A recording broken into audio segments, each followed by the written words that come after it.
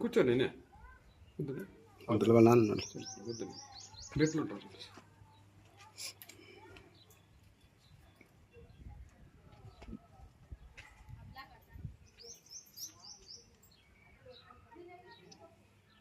బుధవారం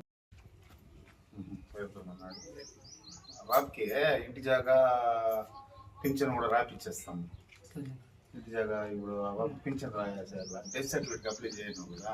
ఇప్పుడు పింఛన్ రాయించేస్తాం. అన్నతో మాట్లాడతాం, అమరన్నతో. అమరన్న అడిగి ఇంటి జాగా కూడా అప్లై చేయించేస్తాం.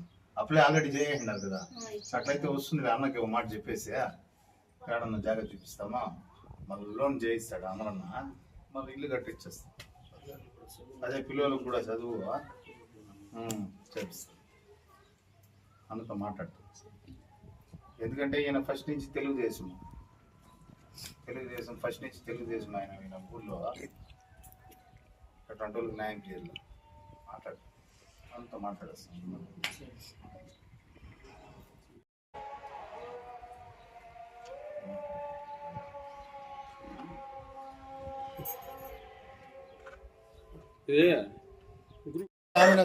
సరుకులు కావాలంటే అటు తెచ్చుకున్నాడు. కూరగాయలు కావాలంటే మార్కెట్ నువ్వు లేదంటే ఫ్రీగా ఉంటే రా ఇప్పుడు అయితే ఉంటాడు, పిలుచుకొని పోయి చూపించేస్తాడు. అంగడి చూపించి చెప్పేస్తాడు. లేదంటే వాడిని ఆడ రమ్మని చెప్పేసి ఆడ పిలుచుకొని వాడి నుంచి కూరగాయలు అంగడి చూపించి వాళ్ళు చెప్పేసి ఏం కావాలి ఇమ్మని చెప్పు. అదే సామిన వాళ్ళకి ఫోన్ చేస్తే వాళ్ళ నెంబర్ ఇచ్చేయి, ఏం కావాలి దించేయమని చెప్పు, దించేస్తారు. ఇంక సాలకపోతే ఆడ నుంచి అంగడిలో ఏం కావాలి చెప్తాను.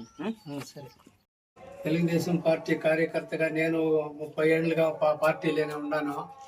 పార్టీలో ఉన్నప్పటి నుంచి నాకు ఏ ప్రమాదమో ఏ ప్రాబ్లమో జరగలేదు.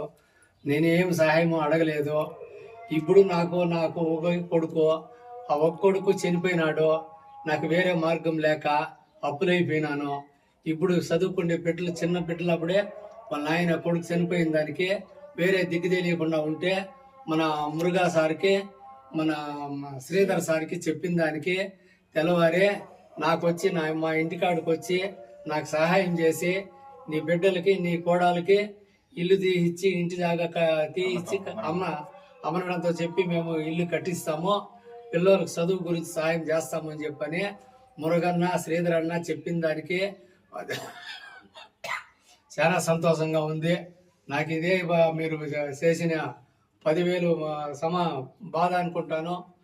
మీరు చేసిన సహాయము నా జీవితంలో నా ఊపిరి ఉండేంత వరకు నేను పార్టీలోనే ఉంటాను.